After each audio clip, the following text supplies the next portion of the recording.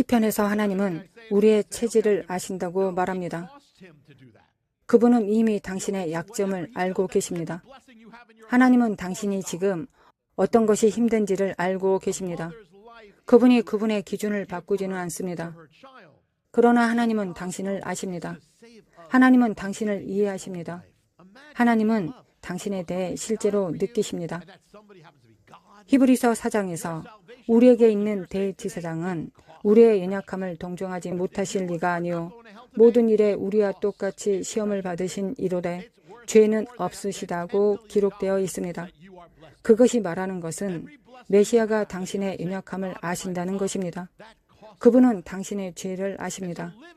당신을 동정하십니다. 당신을 위해 느끼십니다. 죄를 핑계치 못할 것이지만 그분은 당신과 함께 계십니다.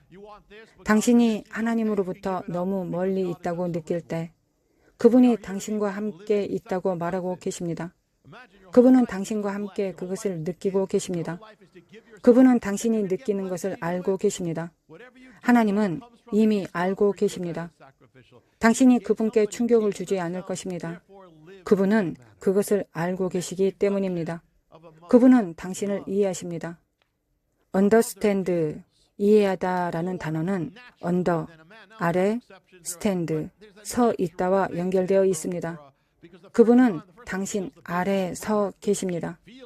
당신이 가장 낮은 곳에 있을 때, 당신이 최악의 죄를 지어 완전히 엉망이 되었을 때, 그분은 여전히 내가 알고 있다. 그러나 내가 여전히 너를 사랑한다. 여전히 너와 함께 있다. 너를 도와줄 것이다. 라고 말씀하십니다. 그것이 바로 하나님의 사랑입니다. 하나님의 사랑은 어머니의 사랑보다 더 큽니다. 그분이 당신을 위해 느끼십니다. 당신은 결코 혼자가 아닙니다.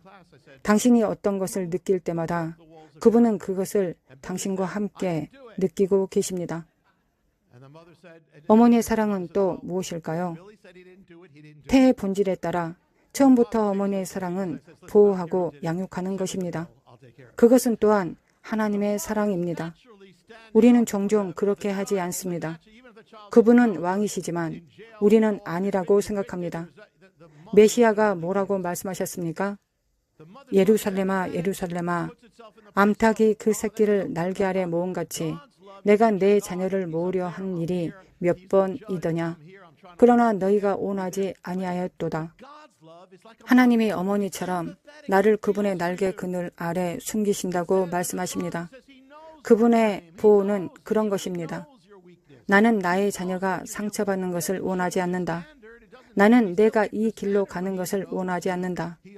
나는 내가 넘어지기를 원하지 않는다.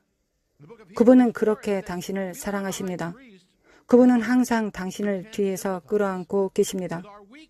당신은 그분이 당신을 어떻게 보호하고 계신지 모릅니다. 주님께서 당신을 보호하지 않았다면 차들이 당신의 차에 충돌했을 수도 있다는 것을 모릅니다. 당신을 엉망으로 만들었을 사람들을 모릅니다. 당신은 그것을 모릅니다. 그러나 그분이 보호하고 계십니다. 너희 염려를 다 주께 맡기라. 두려워하지 말라고 말씀하십니다. 하나님은 당신이 두려워하지 않기를 원하십니다. 당신이 그분의 날개 안에 편히 쉬기를 원하십니다. 너희 염려를 다 주께 맡기라. 이는 그가 너희를 돌보심이라. 저는 한 번은 제 아들 엘리엘이 어렸을 때 함께 놀고 있었는데 그가 실수로 제 손가락에 상처를 입혔습니다. 저는 엘리엘에게 아빠의 손가락이 아프다고 말했습니다. 그는 저를 진심으로 바라보며 내가 손가락에 뽀뽀해 줄까요? 라고 말했습니다. 저는 웃기 시작했고 그래 라고 대답했습니다. 그는 제 손가락에 뽀뽀를 했고 저를 바라보며 더 나아졌다고 말했습니다. 저는 아들의 행동이 어디서부터 왔을지를 생각해 보았습니다. 그것은 그의 어머니였습니다. 그의 어머니는 그가 다친 데를 뽀뽀하고 다 나아졌다고 말해 주었을 것입니다. 어머니의 사랑은 치유의 사랑과 같다는 것입니다. 아시다시피 대부분의 사람들이 인생에서 가장 먼저 하는 말은 바로 어머니라는 단어입니다. 물론 mother, 마마입니다. 마는 영어이고 이스라엘에서는 임마라고 합니다. 당신이 어디에 있든 상관없습니다. 전 세계적으로 거의 항상 똑같습니다. mother를 어머니라고 부르는 이유는 그것이 그리스어 마라는 단어에서 나왔기 때문입니다. 이것에 대해 생각해 보십시오. 어머니가 mother이라는 이름을 짓지 않았습니다. 아기가 mother이라는 이름을 지었습니다. 그것은 사실입니다. 어머니는 mother, mama, mom 등으로 불립니다. 아기가 마라고 말했기 때문입니다. 왜일까요? 아기가 젖이 필요하기 때문에 마라고 말하며 소리를 내고 동작을 합니다. 그것이 마가 되고 그 답은 mother입니다. 어머니 뱃속에 있었지만 그의 입으로 그것을 말하고 있었습니다. 그러다가 아기가 태어났을 때 어머니가 아기 옆에 있었습니다. 그의 필요에 대한 답이 있었습니다. 하나님의 사랑도 마찬가지입니다. 우리는 깊은 필요를 가지고 있습니다.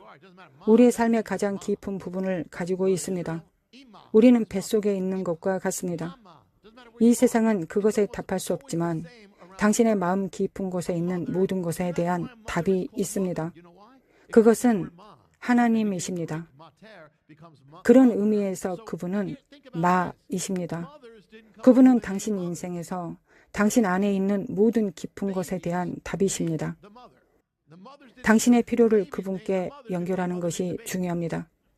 그러면 매치가 될 것입니다. 연결될 것입니다. 당신에게 필요한 가장 깊은 것은 하나님이십니다. 우리 모두가 가장 먼저 필요한 것은 어머니였기 때문입니다. 이제 가장 깊은 것은 그분이십니다. 어떤 것보다 더 깊고 더 근본적입니다. 돈이 필요한 것보다, 성공이 필요한 것보다, 당신이 필요하다고 생각하는 어떤 것보다 더 그분이 필요합니다. 많은 경우 사람들이 죽을 때 마지막으로 하는 말은 어머니를 부르는 것입니다. 어머니가 당신을 보살펴 주셨습니다. 다시 말씀드리는데 우리는 타락한 세상에 있지만 대부분의 어머니는 자녀를 보살핍니다. 당신을 아무도 보살피지 않았다면, 너무 약한데 어머니가 당신을 돌보지 않았다면 당신은 오늘 살아있지 않았을 것입니다. 당신의 어머니는 당신을 위해 느꼈고 당신을 달랬고 모든 것을 희생했습니다. 그녀는 당신에게 그렇게 했습니다. 그러나 어머니는 하나님이 당신에게 누구이신지에 대한 그림자일 뿐입니다. 어머니가 살아계시고 세상을 떠납니다. 누구도 영원히 어머니를 갖지 못합니다. 그러나 하나님은 영원하십니다. 당신이 뱃속에 잉태된 그날부터 이 세상을 떠나는 날까지 또한 영원히 하나님은 계십니다. 하나님께서 어머니를 하나님의 그림자라고 말씀하셨습니다. 세상은 모성을 멸시할 수 있습니다. 하나님의 사랑을 알지 못하고 사랑이 무엇인지 모르기 때문입니다. 그러나 우리는 하나님을 압니다. 어머니의 사랑이 실패하고 모든 어머니가 다른 데서 따온 것일 뿐이라고 해도 사랑이 있습니다. 그것은 결코 당신을 떠나지 않을 사랑의 그림자입니다.